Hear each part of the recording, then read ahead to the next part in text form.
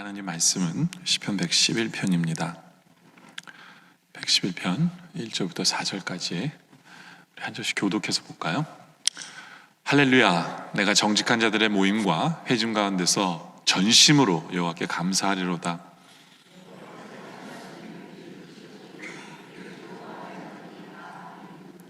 그 행하시는 일이 존귀하고 어미하며 그 여기가 영원히 서 있도다.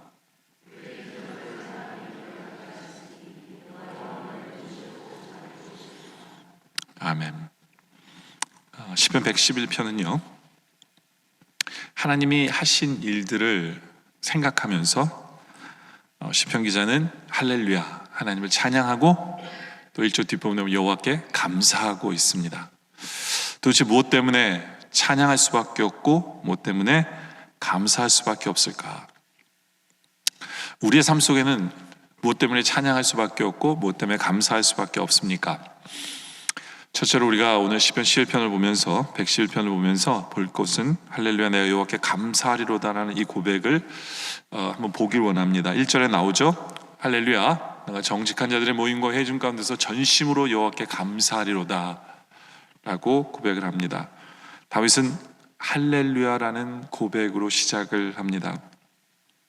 다윗은 하나님께서 자신에게 행한 일을 생각하면서 감탄사예요. 이거는요, 누가 시켜서가 아니라 내가 이제부터 찬양해야지가 아니라 할렐루야 감탄할 수밖에 없는 거예요. 하나님께서 하신 일이 너무나도 놀라워서 사도 바울도 성경 곳곳에 그런 고백을 하죠. 찬송하리로다 라는 고백이죠. 똑같은 얘기예요. 할렐루야 찬양할 수밖에 없는 거예요. 혼자 조용히 하나님께서 하신 일을 생각하는데 그냥 감탄사가 나오는 거예요. 할렐루야 할렐루야. 그리고 이 할렐루야가 혼자만 할렐루야 할 수 없어서 보면 내가 정직한 자들의 모임과 회중 가운데서 전심으로 하나님께 감사합니다. 사람들 중에서도 야 우리 감사해야 되지 않냐, 이건 진짜 감사한 일이다, 감사가 절로 터져나오는 그런 삶이 오늘 시편 기자의 모습입니다. 시편 기자의 모습이에요.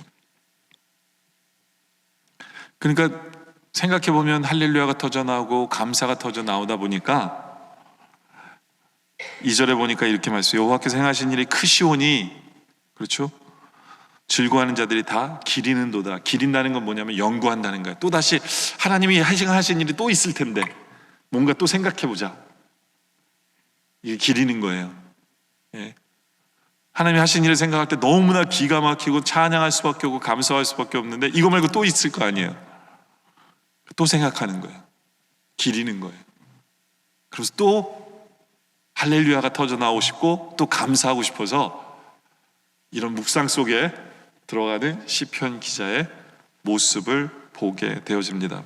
마치 누가복음 1장 3절에 보면 그 모든 일을 그놈부터 자세히 미뤄 살핀 나도 대비를 가까이 차례대로 써보는 것이 좋은 줄 알았노니, 그렇죠? 성경을 쓰면서 누가가 성경을 쓰면서 다시 되짚어보는 거예요. 하나님께서 하신 일들을 써보고 싶은 거예요. 네. 이런 소원이 생기는 거예요. 왜냐하면 하나님이 하신 일이 놀랐기 때문에 더 써보고 싶은 거죠. 바로 그런 모습과 같은 거예요. 그런 성도는요 어느 순간 찬양할 수밖에 없고 어느 순간 감사할 수밖에 없는 이 시편 기자의 고백을 하게 됩니다. 여러분들 지난 한 주 우리가 살면서 언제 그러신 적 있으세요? 네, 언제 그러신 적 있으세요? 네, 다시 말해서 얼마나 하나님을 경험해 보셨어요? 한 주 사시면서 하나님 얼마나 경험해 보셨습니까? 하나님이 이런 분이시구나, 하나님이 나에게 이렇게 해주셨지. 근데요 제가 여러분들에게 하나님을 경험해 보셨습니까? 라는 질문을 던지면 이게 참 애매한 거예요. 애매한 질문이에요. 뭐 하나님을 경험한 거지? 네. 좀 당혹스럽고 난처한 질문일 수 있어요. 어떤 분은 막 이래요. 나는 하나님을 경험하며 살았다고 얘기합니다. 그런 사람 볼 때 좀 우리는 이상하게도 보일 수도 있어요. 뭐가 도대체 하나님을 경험한 거지? 왜냐하면 하나님 보이지 않잖아요. 하나님을 이렇게 만져지신 분이 아니잖아요. 이게 경험한다는 게 뭘까? 이런 질문을 던지게 돼요. 이게 필링일까? 이렇게 뭔가 찡했을 때 이게 하나님을 경험하는 걸까? 그런 게 경험하는 걸까요? 예? 이스라엘의 역사 속에서 보면 출애굽하도록 역사하신 그 하나님, 그들은 하나님을 경험하고 만나를 먹는 것이 하나님을 경험하고 이런 것들 있잖아요. 기적 같은 일들, 구름기둥과 불기둥으로 인도하시는 것, 70년 만에 바벨론 포로에서 돌아오는 것들, 뭐 이런 것들이 하나님을 경험한 거라고 이야기들 합니다. 근데 이 하나님을 경험한다는 이것 자체가요, 이게 사람마다 다 틀려요. 여러 가지 색깔이 다 있어요. 참 가지가지예요. 왜냐하면 이게 가지가지냐면, 왜 그러냐면요, 우리 하나님 너무 크신 분이기 때문에 그래요.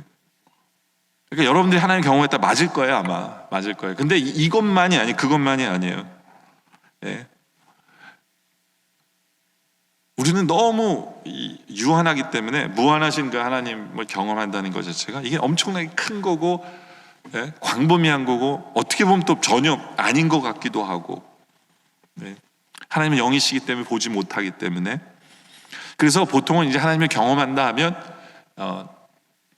말씀 속에 있는 그 말씀을 경험하는 거거든요. 하나님께서 역사하시는 걸.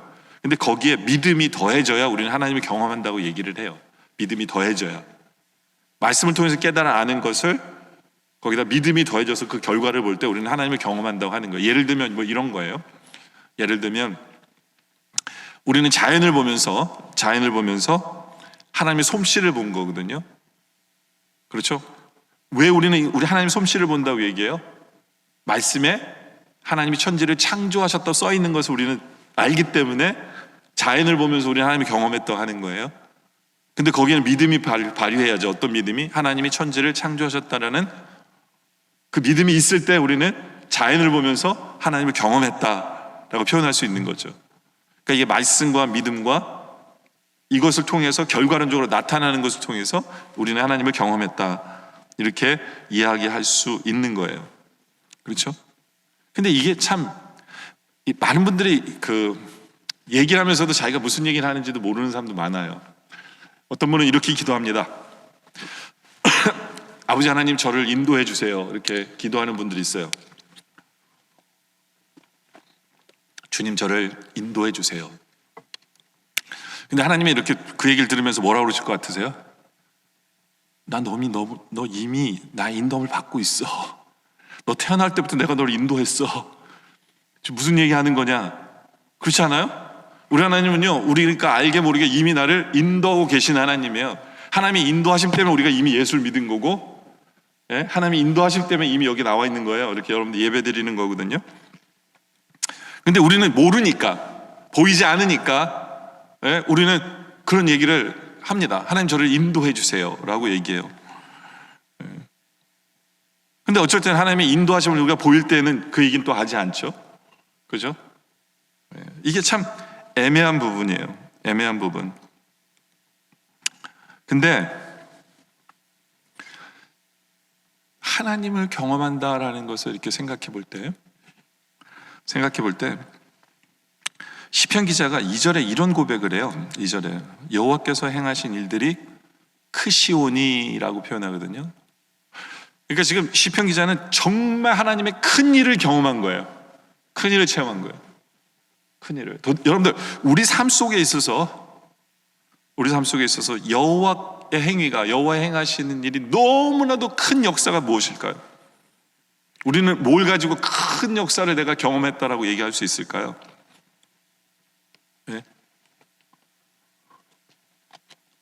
그러니까 시편 기자는 어떤 큰 역사를 팡 이렇게 얻어맞은 것처럼, 맞아, 하나님이 나를 이렇게 경험한 거거든요. 그러면서 이게 너무 경이로워서 시편 기자는 뭐라고 얘기하냐면, 내가 더 있는가를 생각해 봐야겠다. 즐거워하는 자들이 다 기리는도다. 연구하는 거예요. 더 묵상하는데 도대체 그게 뭘까? 이것은 바로 하나님의 구원 행위다라고 볼 수 있어요. 우리를 구원해 주신 그 역사, 이것만큼 큰 일은 없어요. 이것만큼 큰 일은 없어요. 시편 기자는 구약만 체험했는데도 그렇잖아요. 여러분들, 우리는요, 하나님이 나를 구원하기 위해서, 나 한 사람을 구원하기 위해서 창세전에 나를 택하시고, 그렇죠, 나를 택하시고, 그리고 모든 하나님의 구원의 역사, 아브라함을 택하시고 모든 구원의 역사가 바로 나 한 사람을 구원하기 위해서 하나님이 하신 일이에요. 물론 여러분도 그 안에 들어가요. 근데 하나님이 나 한 사람을 위하여 구원하기 위해서 창세기부터 써내려가신 그 모든 일을 행하셨다는 걸 보면 이건 너무나 큰 일이에요. 몇천 년의 역사가 어떤 지금 나에 있는 나의 한 사람을 구원하기 위해서 하나님께서 행하신 그 모든 일 볼 때 이건 엄청나게, 이건 너무너무 큰 일을 행하신 거예요. 나 한 사람을 구원하기 위해서 하나님은 그 일을 행하신 분이다. 아브라함을 택하시고, 그렇죠? 이스라엘에게 율법을 주실 뿐만 아니라 나중에 신약으로 들어와서 하나님이 인간이 되시고 예수 그리스도가 이 땅에서 태어나시고 온갖 고난 당하시고 십자가에 달려 죽으시고 부활하시고 하나님 우편에 앉아서 지금도 우리를 위해 구원하시기 위한 기도하시는 그 주님의 그 모든 여정이 바로 나 한 사람을 위해 구원하기 위해서 행하시는 거거든요. 이거보다 큰 일이 어디 있어요? 세상에 이거보다 큰 일이 없어요. 여러분들 조선 생존기라는 드라마 보세요? 제가 여러분들보다 드라마를 항상 많이 보는 것 같아요. 이 조선 생존기라는 게 뭐냐면 현대에 사는 사람이 갑자기 차가 이렇게 붕 떠가지고 조선으로 떨어진 거예요. 그 Back to the Past, Future가 아니라 과거로 돌아가는 거예요. 그래서 현대인이 조선에서 살아가는 이야기예요. 근데 저는 그 드라마를 이렇게 보면서 무슨 생각이 갑자기 들었냐면, 내가 과거로 돌아가면 난 뭐 할까? 예? 그러려면 조선의 그 왕들을 기억해줘. 예선, 양진 뭐 이런 거 있잖아요. 그래서 그 역사를 기억하면 그 역사 속에서 잘못된 부분 내가 좀 알려주고, 이러면 우리나라가 좀 바로 설까, 뭐 이런 혼자 상상을 하는 거예요. 저 상상을 진짜 많이 하거든요. 만약에 내가 2년만 뒤로 돌아간다면 여러분 제일 먼저 뭐 하실 거예요? 2년 돌아가는 거 아신다면 여러분 뭐 준비해 가시고 2년 뒤로 가실래요? 전 딴 거 준비 안 해요. 가장 큰 로또 잭팟 날짜 기억하고 번호 기억하고 2년 뒤로 갈 것 같아요. 뭐가 힘들어요? 그렇죠? 네? 저는 그럴 것 같아요. 너무 세상적입니까? 근데 제 이제 상상에 그런 생각도 드는 거예요. 근데 이런 쓸데없는 불가능한 생각들을 제가 막 하면서 갑자기 무슨 생각이 들었냐면 이미 나는 과거에 내가 존재했다는 걸 내가 보게 되는 거예요. 이미 과거에 내가 존재했다. 그게 무슨 얘기냐면 하나님의 역사 속에, 하나님의 섭리 속에, 하나님의 생각 속에 이미 명치호 이 한 사람을 구원하기 위해서 하나님은 역사 속에서 관여하고 계셨다. 이미 저는 거기에 있었던 거예요. 하나님의 생각 속에. 그게 히스토리예요. 하나님이 이끄신 역사예요. 그렇게 생각해 보니까 너무 감사한 거예요. 너무 감사한 거예요. 여러분들 우리 명씨의 우리 조상의 이야기를 좀 할 필요가 있어요. 우리 명씨는 원래 중국에서 왔어요. 중국에서 서해 바다를 건너면 거기에 명씨들이 사는 성이 있었고 저희가 왕족입니다. 뭐 왕족이 아닌 사람이 어디 있겠냐면은 출판사에 출판까지 됐었어요. 저희 역사가, 명씨 역사가. 근데 왜 조선으로 왔냐면 쿠데타가 일어나서 그 명씨의 처음 그 왕이었던 그분이 죽임을 당하면서 자기 아내랑 두 아들을 배를 태워서 조선으로 보낸 거예요. 그때는 조선이 아니라 고려 말기였어요. 근데 딱 이성계가 조선을 세울 때 그 우리 할머니랑 두 아들이 도착을 한 거예요. 근데 그 당시에 이 이성계가 모든 왕족을 다 죽여버렸기 때문에 용포를 만들 사람이 없었어요. 용포를 만들려면 왕족의 피를 가진 사람이 만들어야 된대요. 근데 유일하게 왕족의 피를 가진 사람이 중국에서 온 우리들이었잖아요. 그래서 그 할머니가 그 용포를 만들어준 거예요, 이성계에게. 그래서 이성계에게 용포를 만들어줘서 이성계가 이 명씨 두 아들에게 한 명은 부여로, 한 명은 평양에서 살게 한 거예요. 평양에서. 그래서 명씨는 부여에 가면 굉장히 많고요. 평양에 명씨 마을이 있었어요. 근데 이제 우리는 평양 쪽이에요. 그냥 생각 한번 해보세요. 만약에 중국에서 쿠데타가 일어나서 우리가 죽어버렸다 그러면 전 없는 거예요. 그죠? 그리고 만약에 우리 그 할아버지가, 위에 있는 할아버지가 부여로 갔다면 우리는 신앙이 없어요. 명씨는요, 평양에 있는 사람은 다 예수 믿었고요, 부여에 있는 사람은 예수를 안 믿어요. 그러니까 우리가 평양에 살았기 때문에 예수를 믿게 된 거고, 믿음의 집안에서 제가 목사가 된 거예요. 하나님의 관여하심을 보이세요, 여러분들? 그렇지 않나요? 예전에 우리 할아버님이 밀양에서 목회를 하셨어요. 유교 나기 일주일 전에 우리 할아버님이 기도하시는데 자꾸 서울에서 공부하고 있는 우리 그 삼촌들이랑 우리 아버님을 식구들이 합쳐라라고 자꾸 하나님이 그렇게 얘기하시는 것 같더래요. 그래서 서울에서 공부하고 있는 식구들을 다 밀양으로 이렇게 내려오게 했어요. 그래서 온 식구들이, 서울에 있던 식구들이 밀양에 내려와서 같이 살게 됐어요. 근데 딱 일주일 뒤에 유교가 벌어집니다.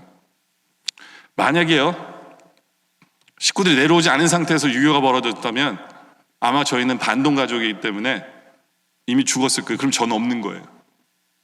저는 없는 거예요. 근데 할아버지의 그 결정이, 식구를 다 밀양으로 내려오게 한 그 결정이 지금 제가 존재하는 거죠. 뭐 세상 사람들 우연이라고 그러고 럭이라고 할지 모르지만 아니에요. 가만 생각해 보니까 하나님은 저를 기억하고 계신 거예요. 그 우리의 집안의 역사 속에 저를 기억하시고 저를 구원하기 위해서, 저를 목사 삼기 위해서, 아니면 하나님 백성 삼기 위해서 그 하나님의 역사 속에 바로 제가 있었던 거예요. 그 정말 구구장장한 그 역사 속에 바로 나를 기억하며 저를 기억하며 나를 구원하시기 위해서 하나님께서 행하신 모든 일들이 바로 나 때문이라는 거예요. 여러분 때문이기도 해요. 물론 저만이 아니라. 이거는요, 크고 놀라운 일이에요. 하나님이 그 구원의 역사는 크고 놀라운 일이라고요. 생각하면 생각할수록. 그래서 제가 그 조선생존기라는 그 드라마 보다가 혼자 은혜 받고요, 혼자 감격하고, 야, 이거 진짜 내가 뭐길래 하나님은 그 구원의 역사 속에, 성경에 보면 6천 몇 년의 역사 속에 바로 나를, 창세전부터 나를 기억하시며 나를 구원하기 위해서 이 모든 일을 행하신 게 틀린 말이 아니거든요.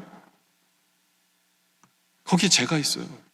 그 크고 놀라운 하나님의 구원의 역사 속에 내가 자리 잡고 있다는 그게 얼마나 감격스럽고 감사한지 모르는 거예요. 그것이 우리 하나님의 하시는 일이에요.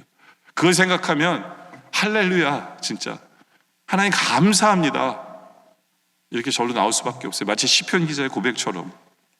그렇죠? 그러면서 시편 기자는 이 하나님께서 행하신 크고 놀라운 일을 보면서 두 번째로 그런 고백을 해요. 근데 그 행사가 존귀하고 어미하며 그이가 영원히 있다라고 얘기합니다. 3절에 보면 나오는 거예요. 그 행하신 일이 존귀하고 어미하며 그이가 영원히 서 있도다. 너무너무 존귀해요. 여러분들, 세상에 하나님 같은 분이 없어요. 하나님같이 귀하신 그분이, 하나님같이 존귀하신 바로 그분이 나라는 사람을 구원하기 위해서 인간이 되시고 십자가 달려 죽으시고, 그분이 너무너무 더 존귀한 거예요. 더 존귀한 거예요. 더 감사한 거고 더 아름다운 거예요. 하나님의 행하신 일을 바라볼 때 시편 기자가 존귀하다라고 고백을 하는 그 마음이 느껴지는 거예요. 그러면서 어미하다는 건 뭐냐면 이게 가벼운 게 아니에요. 너무너무 귀한 거고 위험이 있는 거예요. 위험이 있는 거예요. 하나님이 우리를 구원하기 위해서 구원하신 모든 역사는 가벼운 게 하나도 없어요. 절로 고개가 숙여지고 감탄할 수밖에 없고, 어떻게 하나님은 이렇게 하셨을까? 나 같은 사람을 위해서 어떻게 이렇게 하셨을까?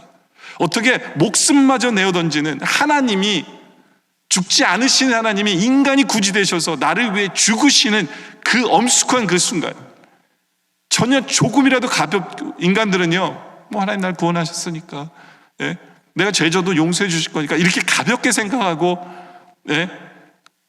그렇게 넘어갈 수 있는 부분이죠. 우리 하나님이 하신 그 일을 생각하면 너무너무 존귀하시고 너무너무 위험이 있으시고 어미하신 거예요. 그렇게 고백할 수밖에 없어요. 거기다가 공의로우세요. 그의 의가 영원히 서 있어요.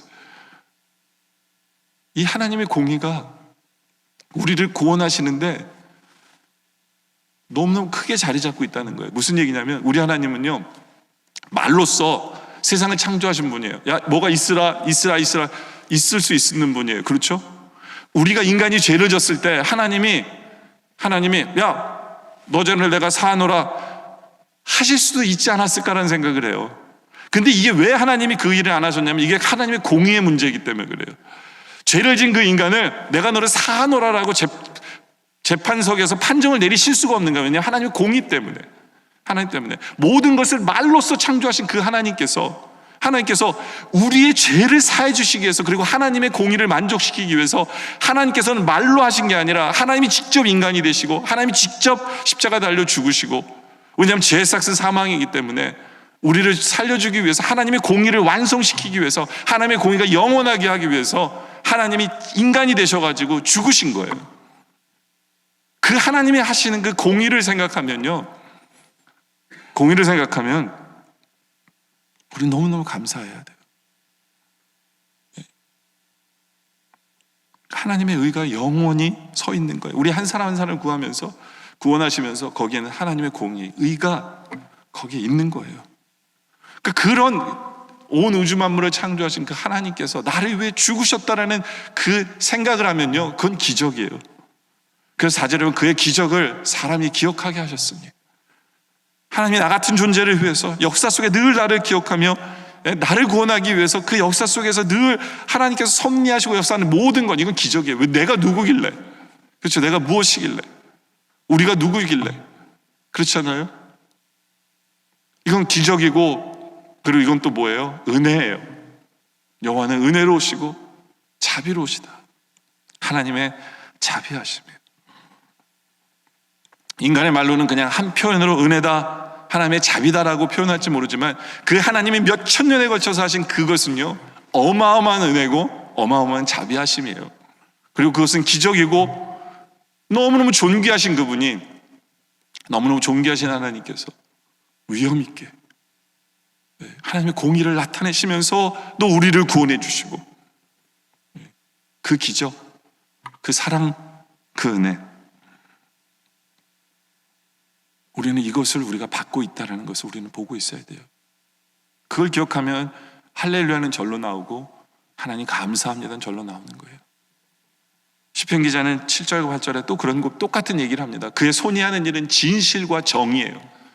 진실이 담겨 있고, 그리고 이건 의가 이루시는 거예요. 의를. 하나님 마음이 그 안에 있는 거예요. 그의 법도는 다 확실하니 법을 다 지키세요. 그러면서 영원 무궁토로 정하신 바요 진실과 정의로 주님 우리를 구원하시는 거예요.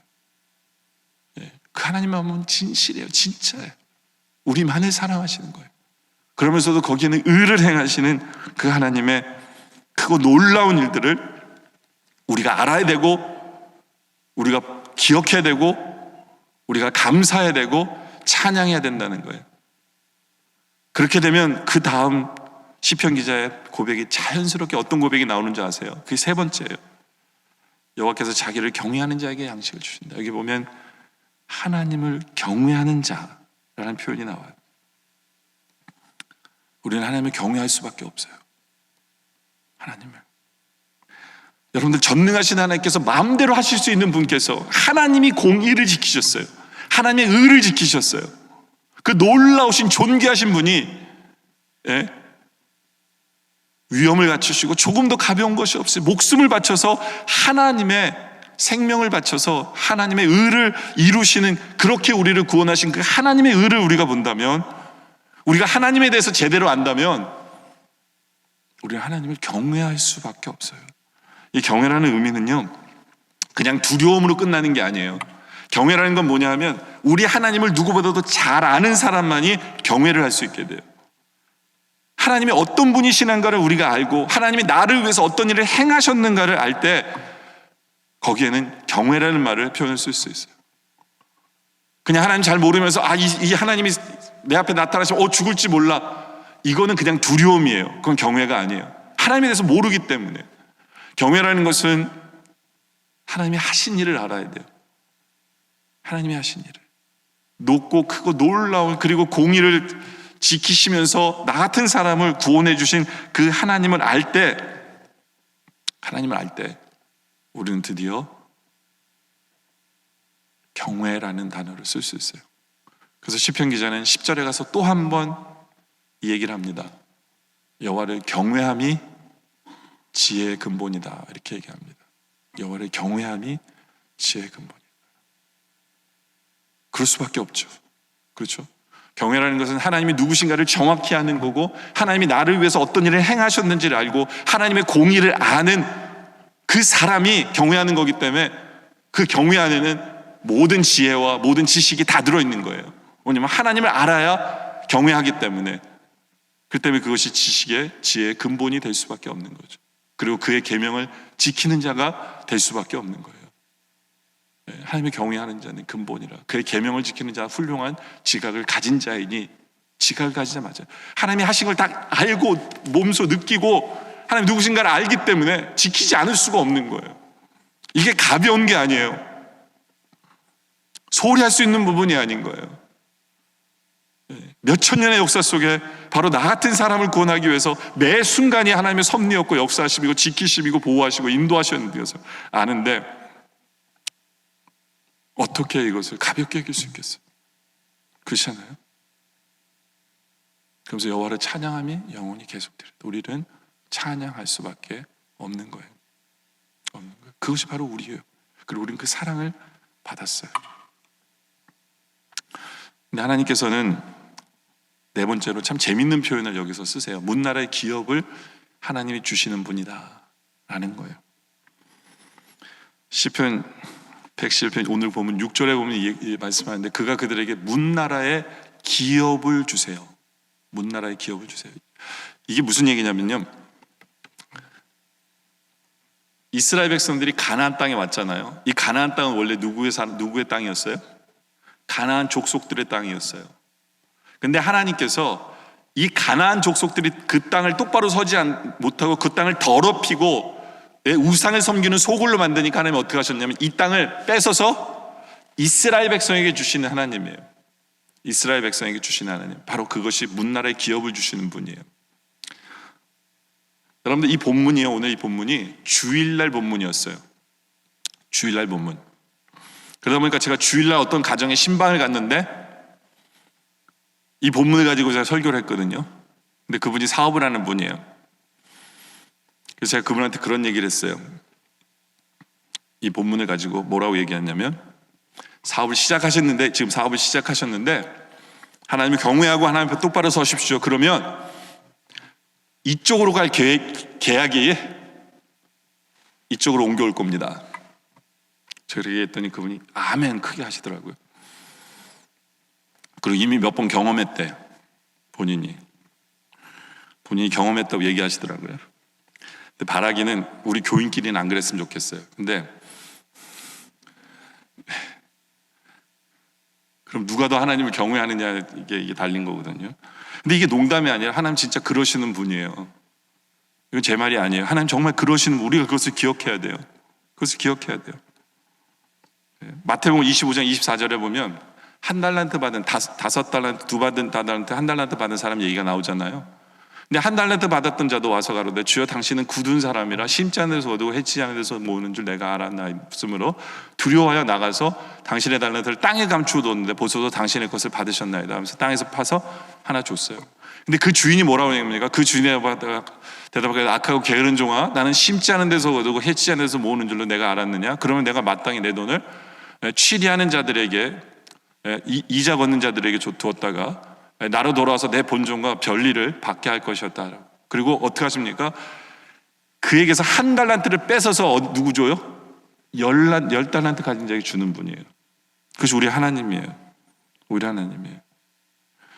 이 사람이 받을 자격이 없을 때 하나님을 경외하는 사람에게 이것을 뺏어서 하나님을 경외하는 자에게 주시는 것이 우리 하나님이 하시는 일이에요. 이건 영적으로나 육적으로나 다 이것이 해당이 돼요. 이게 하나님의 법칙이에요. 하나님의 법칙입니다. 그래서 25장 29절에 이런 얘기 하잖아요. 무릇 있는 자는 받아 풍족하게 되고요, 없는 자는 그 있는 것까지 빼앗기게 돼요. 이게 영적인 법칙이에요. 우리 하나님을 경외해야 돼요. 제대로 경외해야 돼요. 경외가 뭔지를 제대로 알고 제대로 경외할 수 있어야 돼요. 누가복음 10장 5절에도 같은 법칙이 나와요. 어느 집에 들어가든 먼저 말하되 이 집에 평안할지어다 하라. 만일 평안을 받을 사람이 거기 있으면 너희 빈 평안이 그들에게 머물 것이요 그렇지 않으면 너에게로 돌아오리라. 뭐예요? 축복을 빌었는데 그들의 자격이 없으면 그 축복이 다시 누구에게 와요? 하나님을 경외하는 자에게 오는 거예요. 하나님 경외하는 자에게. 여러분들, 이 세상은요, 이렇게 얘기하면 좀 웃길지 모르지만 이 세상은요, 남은 복이 참 많아요. 이 세상이 악하면 악할수록 남은 복이 굉장히 많아요. 왜냐하면 하나님께서 이 사람에게 복 주려고 계획한 그 모든 것들이 악하니까, 받을 자격이 없으니까 당연히 그 짜투리 복이 얼마나 많겠어요. 그 복을 다 누가 받을까요? 하나님을 경외하는 자들이 받는 거예요. 하나님을 경외하는 자들이. 네. 우리는 이 악한 세상 속에서 정말 제대로 하나님을 경외하며 살아야 된다는 거죠. 이제 말씀 결론을 내립니다. 오늘 우리가 이 시편을 써머리를 하자면요, 첫째로는 우리가 하나님께서 하신 일을 잊지 않고 감탄하며 찬양하며 감사할 수 있어야 돼요. 감사할 수 있어야 돼요. 그러기 위해서는 기억해야 돼요. 4절에 보니까 그의 기적을 사람이 기억하게 하셨으니 우리는 기억해야 돼요. 하나님이 하신 일을 기억해야 돼요. 하나님께서는 지금도 우리를 인도하시고 역사하시고 구원으로 끝나는 게 아니에요. 지키시고 보호하시는 그 모든 것이 하나님 지금 하시고 있거든요. 그리고 우리는 체험되어지는 게 얼마나 많아요. 문제는 너무 잊어버리고 살았어요. 기억하세요. 이 기억이 쌓이고 쌓이면요, 하나님이 나를 향한 비전이 보이기 시작해요. 기억을 해야 돼요. 기억해야 돼요. 옛말 중에 은혜는 물에 생기고 원수는 돌에 생긴단 말이 있는데, 우리가 너무 은혜를 쉽게 잊어버려요. 쉽게 잊어버려요. 연구해야 돼요. 기억해야 돼요. 기억해야 돼요. 그리고 우리는 하나님께서 하신 일을 기억하면서 하나님을 경외해야 돼요. 10절을 다시 한번 보면 여호와를 경외함이 지혜의 근본이다. 제대로 하나님을 경외하는 사람은요, 그의 계명을 지키는 자가 돼요. 그리고 영원히 하나님을 찬양하는 성도가 된다라는 것이죠. 그렇죠? 그래서 결국에는 1절처럼 우리의 삶 속에 할렐루야 하고 감탄사가 넘쳐나길 원합니다. 하나님이 하신 일을 기억할 때마다 누가 시키지 않아도 할렐루야, 주님 찬양합니다, 주님 감사합니다 라는 이 고백이 절로 터져나오는 그런 삶을 사는 우리 모두가 되어지시길 주님의 이름으로 축원합니다. 기도드리겠습니다. 아버지 하나님 감사합니다. 주님 찬양과 영광을 받으옵소서. 내가 누구이길래, 우리가 누구이길래 창세전에 우리를 택하시고 우리를 구원하시기 위해 그 몇천 년의 역사 속에 하나님께서 섭리하시고 지키시고 보호하시고 결국에는 나라는 사람을 주의 백성, 주의 자녀 삼아주신 그 주님의 구원의 그 크신 역사를 바라봅니다. 근데 그 모든 역사 속에 조금도 실수나 흠이나 죄가 없이 오직 공의로 그 모든 일을 행하신 주님의 역사하심을 바라보며 이제 우리가 제대로 주님을 경외하게 하여 주시옵소서. 주님의 구원의 역사를 보며 우리 안에 가벼움이 없게 하여 주시옵소서. 그 모든 것이 하나님의 은혜고 하나님의 자비하심이고 하나님의 사랑인 것을 우리로 보게 하여 주시옵소서. 그 모든 것을 기억하게 하시고 그리하여 하나님을 제대로 경외하게 하시며 우리 삶 속에 찬양과 감사가 터져 나오게 하여 주시옵소서. 예수님의 이름으로 기도드립니다. 아멘. 지금